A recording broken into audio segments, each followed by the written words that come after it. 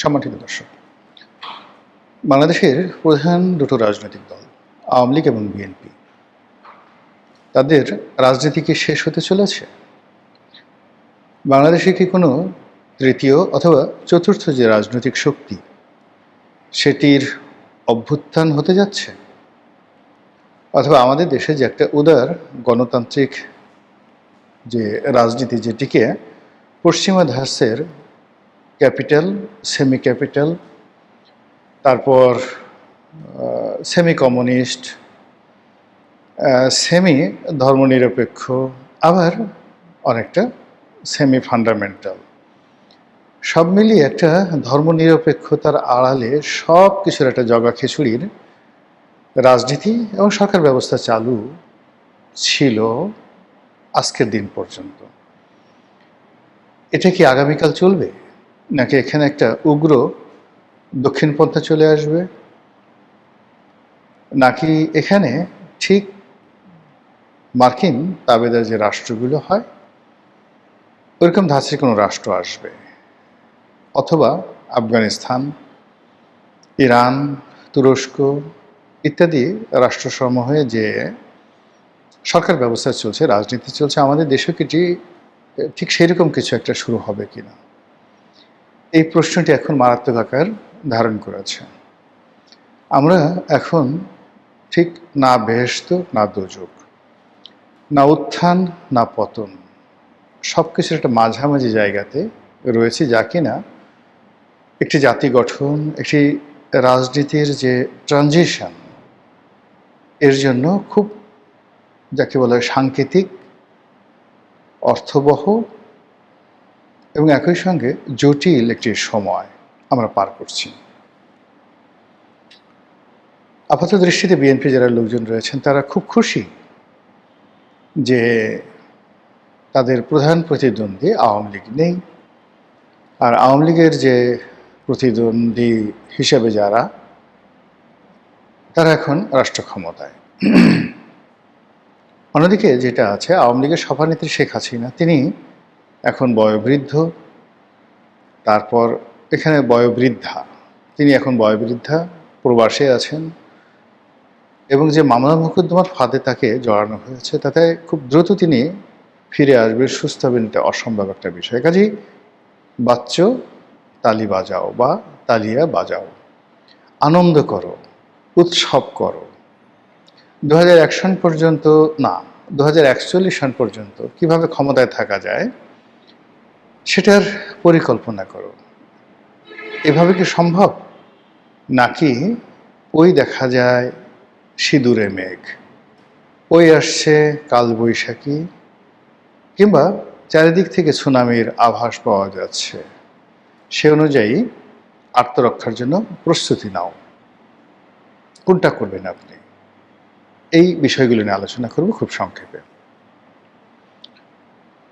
আপনারা দেখেন যে প্রকৃতির একটা ভারসাম্য রয়েছে।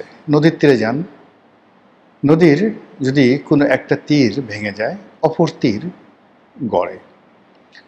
এই পৃথিবীর কোনো কিছু নেই, কোনো সমুদ্র নেই, কোনো তীর নেই, কোনো নদী নেই, কোনো জলাভূমি নেই যেটির একটি সীমা আছে, মানে এক সাইড আছে, আর অপর যে দিক ওটি অনন্ত, কিচ্ছু খুঁজে পাবেন না।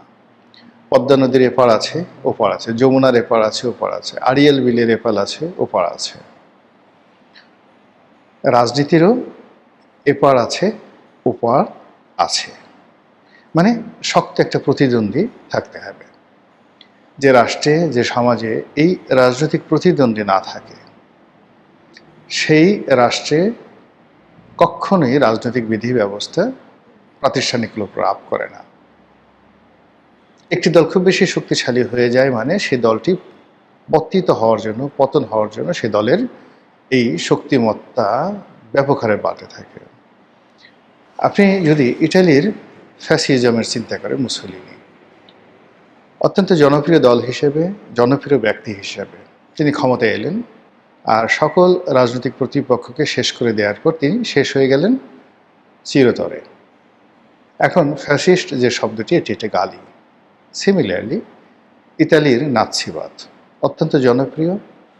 এবং অ্যাডলফ হিটলার তিনি যে রাজনীতিতে এলেন জাস্ট লাইক প্রিন্স, মহাকালের সবচেয়ে জনপ্রিয় ব্যক্তি হিসেবে তিনি জার্মানির রাষ্ট্রীয় ক্ষমতায় এসেছিলেন এবং একটি ভঙ্গুর অর্থনীতি, একটি পরাধীন জাতিসত্তা, প্রথম মহাযুদ্ধের পরে জার্মানির যে নির্মম পরাজয়, সেখান থেকে জার্মান জাতীয়তাবাদকে তিনি এমন একটা জায়গাতে নিয়ে গেলেন যে জার্মানির লোক তাকে মাথায় করে ডাকছিল।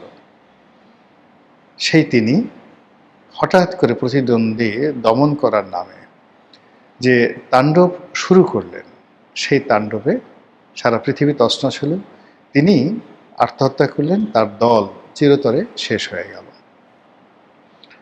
তো সেই দিক থেকে আমাদের বাংলাদেশে এই যে মানে প্রতিপক্ষকে দমন করার যে কালচার, এটা শুরু হয়ে গেল এরশাদ জামানা থেকে।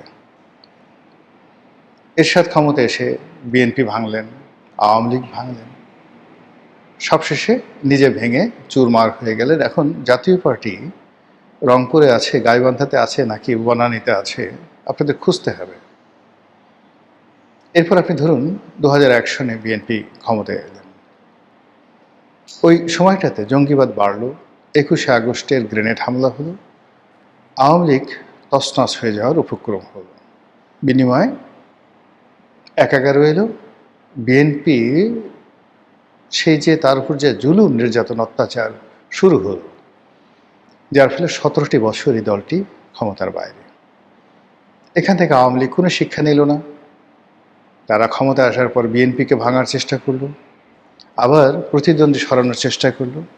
বিএনপির যে সভানেত্রী বা চেয়ারপারসন বেগম খালেদা জিয়া, মনে করা হলো যে তিনি থাকবে না তো বিএনপি থাকবে না, তাকে শেষ করে দেওয়ার জন্য সব চেষ্টা আওয়ামী লীগ করল। ওই সময়টাতে বাংলাদেশে অনেকেই বলেছেন, তার মধ্যে আমিও বলেছি, লিখেছি এবং বলেছি। কোটি কোটি মানুষ তার সাক্ষী। আমি সেই কালা পাহাড় ধলা পাহাড়ের গল্প দিয়ে তৎকালীন প্রধানমন্ত্রীকে বোঝানোর চেষ্টা করেছি, খালেদা জিয়ার পতন হলে আপনারও পতন হবে। খালেদা জিয়া যদি মারা যায় আপনি বেঁচে থাকবেন না। এর কারণ হলো যে আপনি নিজেকে যতই শ্রেষ্ঠ মনে করেন, আল্লাহ সবসময় করে কি সমসাময়িক সেম যোগ্যতার লোক দিয়ে দেয় পৃথিবীতে এবং একটা দেশে। এখন তারেক রহমান সাহেব আছেন প্রধানমন্ত্রী, তার সাথে শফিকুর রহমান 19-20 পার্থক্য। তারেক রহমানের সাথে যারা আছেন, আপনি ধরেন নুরুল হক নুরু আছেন, ববি হাজ্জাজ আছেন, পার্থ আছেন, সানি আছে, ওনার এপিএস, মাহাদি আমিন আছে, তারপরে যাকে বলা হয় মাহাদি আমিনের সাথে হুমায়ুন কবির আছে। এদেরকে যদি আপনি ধরেন ক্ষমতার বলয়, এর অপোজিটে জামাতের সাথে ডক্টর মাসুদ, এনসিপি নাহিদ, সার্জিস, তারপর অন্যান্য যারা আছেন, হাসনাত আবদুল্লাহ, এরা সবাই আপনি যদি ধরেন, এদের মধ্যে গুণগত পার্থক্য 19-20, শারীরিক মানসিক পার্থক্য 19-20। এখন এর মধ্যে যদি কেউ মনে করে আমি খুব সুপারম্যান, রং। আল্লাহ এইভাবে সিলেক্ট করে দেয়, এভাবেই প্রকৃতি তৈরি হয়। যখন পৃথিবীর সব মানুষগুলো একসাথে তৈরি হয়, আপনি চিন্তা করেন জুলিয়াস সিজার যখন ছিলেন তখন পম্পে দি গ্রেট ছিলেন, তখন ক্রেশাস দ্য গ্রেট ছিলেন। জুলিয়াস সিজার যখন ছিলেন তখন ক্লিওপেট্রা ছিলেন, তাকে বলা হয় one of the greatest queen ever had in the history. এরপরে ছিলেন মার্ক অ্যান্টনিও একই সময়টাতে। আলেকজান্ডার যখন ছিলেন তখন পুরু ছিল, চন্দ্রগুপ্ত মৌর্য ছিল, চাণক্য ছিল এই আমাদের ভারতবর্ষে। এরপর পারস্যে তৃতীয় দারায়ুস ছিলেন। ফলে তিনি যে জয়লাভ করেছিলেন এত সহজ ছিল না। তার প্রায় সমপর্যায়ে রাজনৈতিক নেতৃবৃন্দ ছিলেন। নেপোলিয়ন বোনাপার্ট যখন ছিলেন অলমোস্ট সেম, তারা কখনো ফাঁকা মাঠে গোল দিতে পারেননি। যখন বঙ্গবন্ধু ছিলেন তখন নেলসন ম্যান্ডেলা ছিলেন, ইয়াসির আরাফাত ছিলেন, ফিদেল ক্যাস্ট্রো ছিলেন, মার্শাল টিটো ছিলেন, ইন্দিরা গান্ধী ছিলেন, জুলফিকার আলী ভুট্টো ছিলেন। শেখ হাসিনা যখন ছিলেন, নরেন্দ্র মোদী ছিলেন, ওখানে ইমরান খান ছিলেন, ওখানে ডোনাল্ড ট্রাম্প ছিলেন, জো বাইডেন ছিলেন।